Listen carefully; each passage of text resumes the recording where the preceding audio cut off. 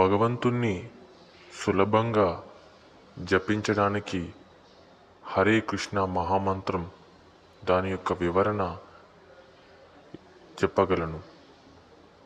ఈ మహామంత్రంలో 16 పదాలు 32 అక్షరాలు ఉంటాయి.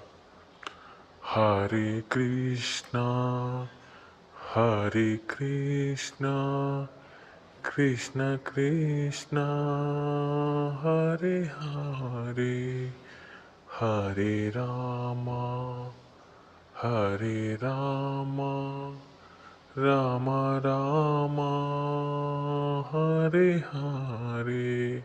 ఇక్కడ హరి అంటే పరమశక్తిని సూచిస్తుంది. కృష్ణ అంటే సమస్త జీవులని ఆకర్షించే భగవంతుణ్ణి సూచిస్తుంది.